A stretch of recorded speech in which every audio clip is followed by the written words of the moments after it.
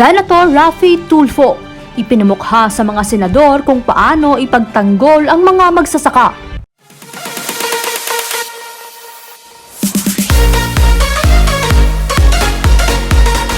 Hindi makapagsalita at parang naging pipi ang ilang mga senador sa Senado matapos ipamukha ni Senator Raffy Tulfo kung paano dapat ipagtanggol ng mga senador ang mga mamamayang Pilipinong magsasaka laban sa mga abusador na mga gahaman.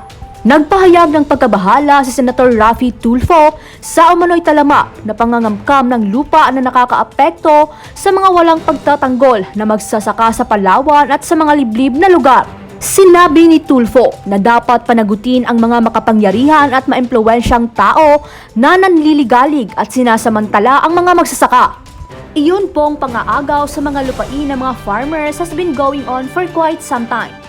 Very rampant po itong nangyayari ngayon sa Palawan. At ang nasa likod po nito ay ang mga influential personalities. Pero hindi lamang po ito sa Palawan nangyayari, kundi pati na rin sa buong Pilipinas. Yung maliliit nating farmers inaagawan po ng mga lupain ng mga maimpluwensyang tao dahil alam nila walang panlaban itong mga pobreng farmers. Ang tanggapan ni Tulfo ay nakatanggap ng maraming reklamo mula sa mga magsasaka na nagsasabing ang kanilang mga lupain ay kinuha sa kanila ng iligal. Ang modus po nitong influential people in Palawan, lalapitan po nila itong maliliit na farmers na naghihikahos at mayroong pangangailangan at kukumbinsihin isangla ang lupa sa kanila. Kapag naisangla na ang lupa sa kanila, papalitan na ng mga mapansamantalang taong ito ang titulo sa pamamagitan ng pakikipagsabwatan sa LRA. And by the time na mayroon ng perang pangtubos ng lupa ang mga farmers, hindi na nila matutubos yung titulo. Dahil in most cases, mayroon ng private army na nakaharang sa lupa. Ito tulak ng aking pribilehyo, magsamang personal at kolektibo. Sa tuwing tayo ay magdiwang at kumanta ng ating pambansang awit, ibinubunyag natin ang lupang hinirang. Lupang hinirang para sa mga magsasakang hinirang. Ngunit wala pa rin silang kapirasong lupa maangkin o mapakinabangan ng kanilang pamilya. Palapit na ang ika-21 ng Oktubre at lalampas na ang ika-5 dekada ng PD27, ang pagpapalaya ng mga magsasaka sa pagkaalipin ng lupa. Ngunit bigo pa rin ang marami nating magsasaka na mapa sa kanila ang munting bahagi ng ating bansa. Lupa na kung tutuusin ay yaman ng bawat Pilipino at ng buong lipi. Panahon na wakasan ang pagtiis at dusa ng ating mambubukid at ipamahagi na walang utang at buong puso, lupang binubungkal at sinasaka nila araw-araw ng ilang taon nang nakalipas. In truth, the history of land reform in the Philippines is a long if convoluted one, beginning with the Public Land Act in early 1903 and through various Commonwealth laws authorizing the President to acquire private land for resale to tenants. Following independence, the Philippine Congress enacted further land reform acts in 1955 and 1963, attempting to abolish shared tenancy and providing support services to new farm owners.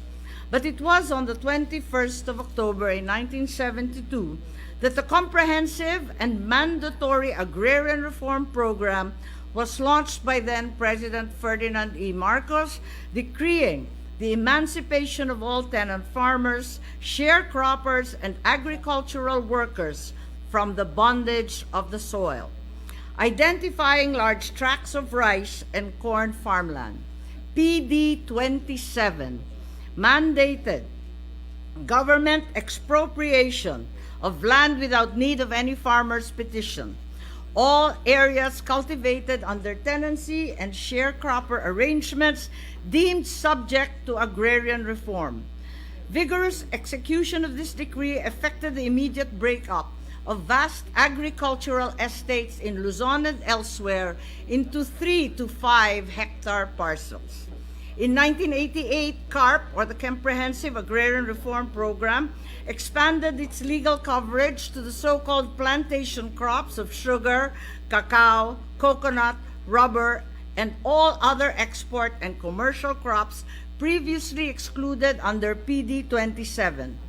Controversy and protest hounded CARP and its successor CARPER's implementation from the outset, so that until today the Agrarian Reform Program under DAR remains incomplete and still uneven. Then the pandemic hit with deadly virulence, causing a public health emergency that ravaged the economy. On September 11, almost to the day, 2 years ago in 2020, this chamber acted swiftly and decisively, passing RA 11494, the epic COVID response legislation of Bayanihan 2, with the urgent goal of protecting the populace from the worst effects of the pandemic.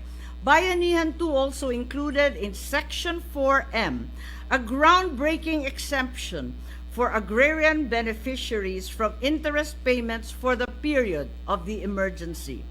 This single provision in our law had impactful results, with 7.228 billion worth of interest payments from 272,320 agrarian reform beneficiaries waived in addition to 887 million worth of excess interest payments from 112,785 farmers now credited to the principal interest of the loan. In fact, some 8,987 farmers were able to fully pay their loans solely from excess interest payments credited to the principal loan. Following the 18th Congress Historic Initiative, next week our new president, Ferdinand Bongbong Marcos, will sign an executive order further suspending payment upon the principal amount of loans to agrarian reform beneficiaries, declaring a moratorium until June 30 of next year. Thus, for the first time today, with this legal precedents upending a well-worn framework, the total condemnation for the last remaining tenant farmers, their families and heirs is truly doable. I have thus filed SBN 178 and Senate Bill number 1112, DAR's less ambitious version, legislating a complete write-off of all unpaid amortizations from loans secured under all agrarian reform programs. Let there finally be free land for all remaining qualified beneficiaries. For this, indeed, is the last mile of the Philippine Agrarian Reform Program. Already 4.8 million hectares has been distributed. What remains with DAR is a workable backlog of a mere 173,339 hectares.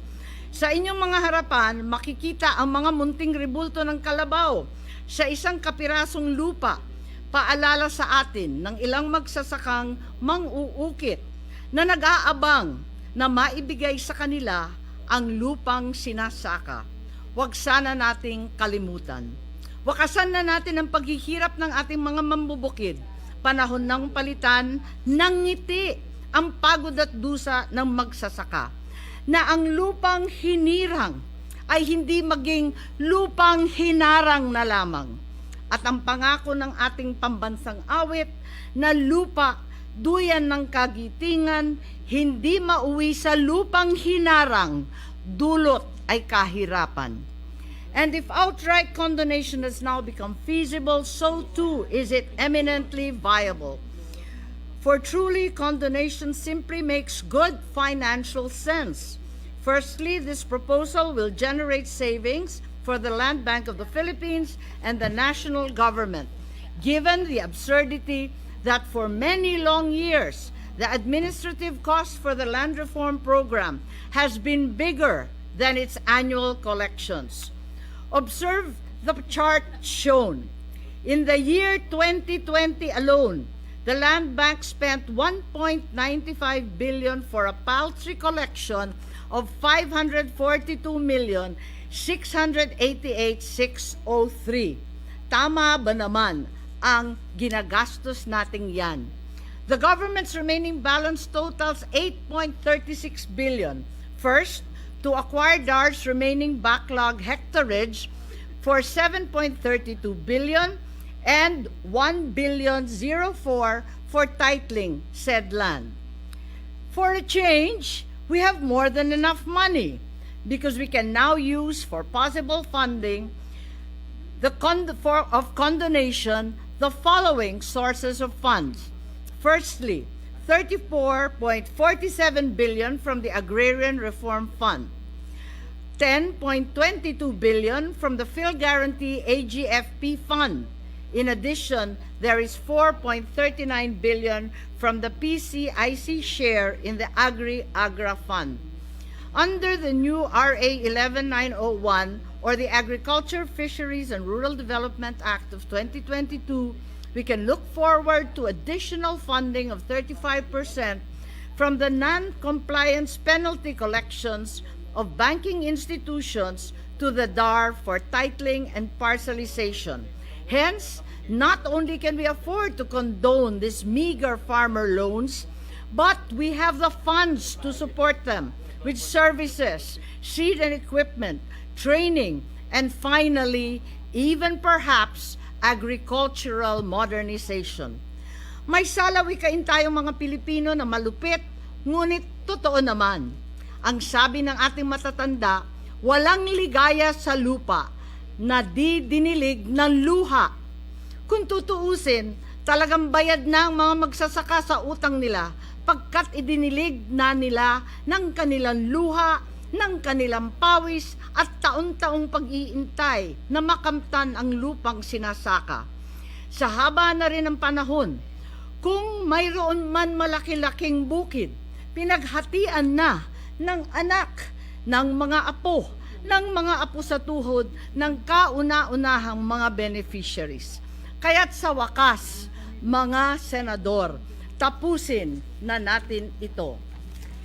Finally, if condonation is truly doable and viable today, there is also no doubt that condonation of all remaining agrarian reform debts is also the desirable end.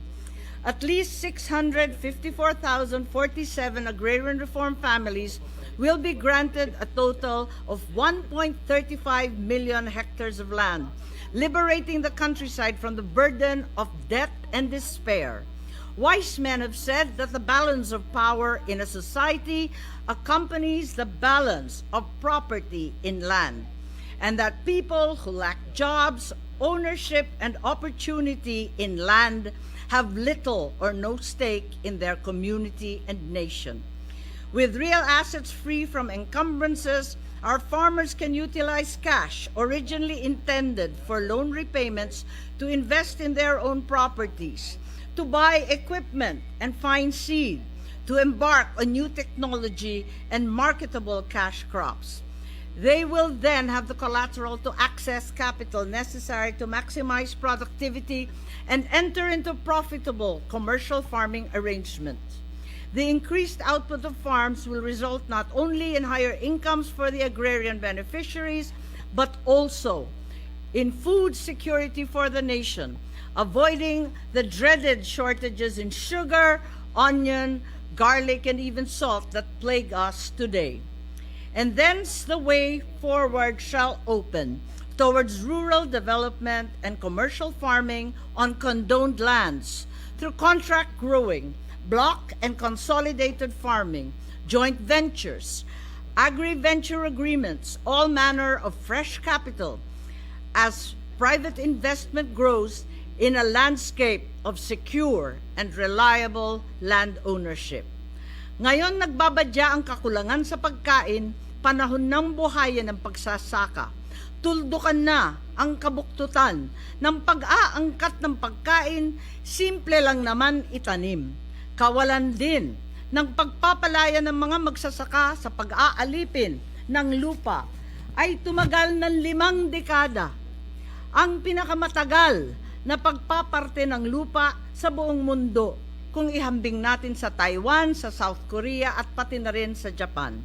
Ilunsad na natin ang bagong simula ng agrikultura sa lupang hinirang, bagong Pilipino, taas noo kahit kanino. Na matutupad din ang pangako ng ating pambansang awit, lupa ng araw, nuwalhati pagsinta, na ang buhay maging langit para sa bawat isang magsasakang Pilipino. Wika ni Gat Andres Bonifacio, aling pag-ibig pa ang hihigit kaya sa pagkadalisay at pagkadakila gaya ng pag-ibig sa tinubuang lupa. Sadyang mamahalin ng bawat may-aring mambubukid ang lupang pinaghirapan at sa wakas maihahandog na sa kanila. Mabuhay ang pagsasaka, mabuhay ang kalayaan ng magsasaka, mabuhay tayong lahat.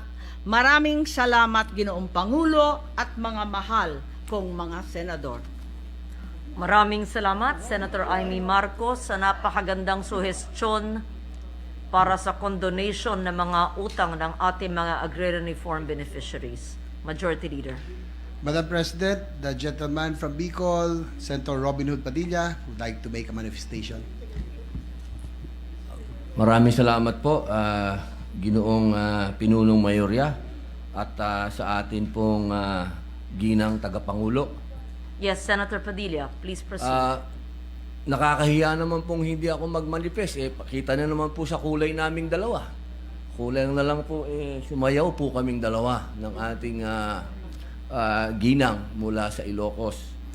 Ako po ay nagbibigay ng suporta. Napakaganda po ng talumpati. Napakaganda po ng pinuntahan ng mga sinasabi ng ating mahal na senadora galing Ilocos sapagkat katunayan po, yung ating pong tinatawag na rebellion, yung pong sinasabi nating usapin ng hanggang sa ngayon ay meron po tayong suliranin sa ating mga kanayunan, ito po ang solusyon.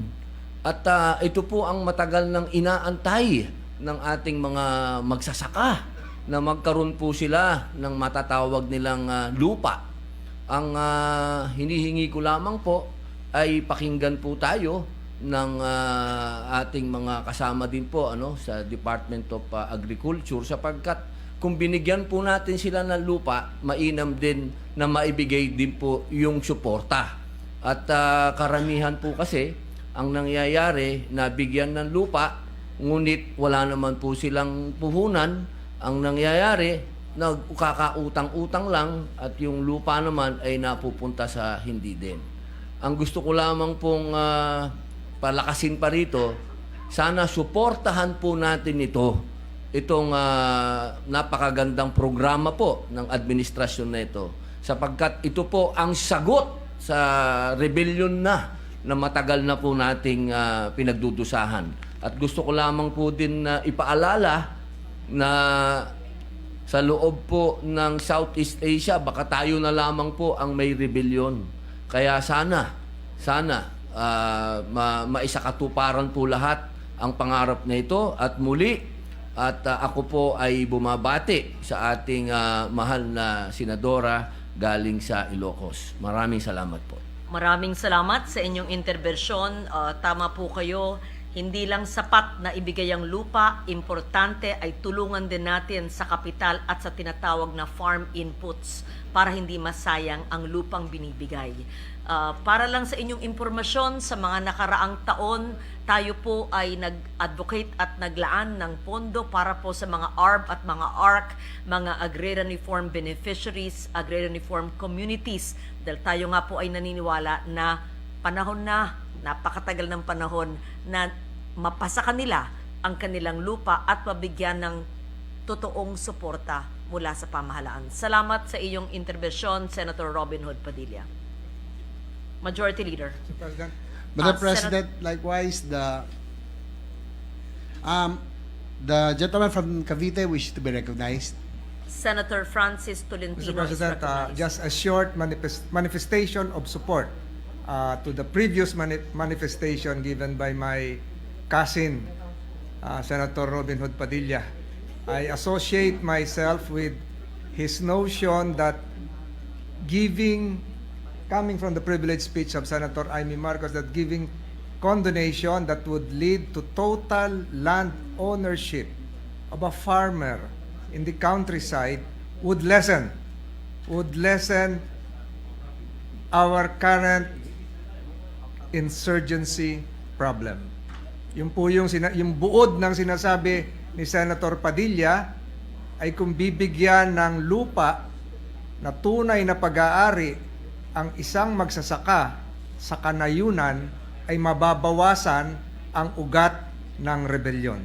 I completely associate myself with that manifestation. Salamat po, Madam And the President. chair Para naman sa inyo, ano naman ang masasabi nyo tungkol dito?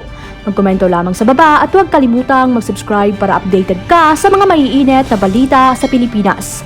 Maraming salamat sa panonood.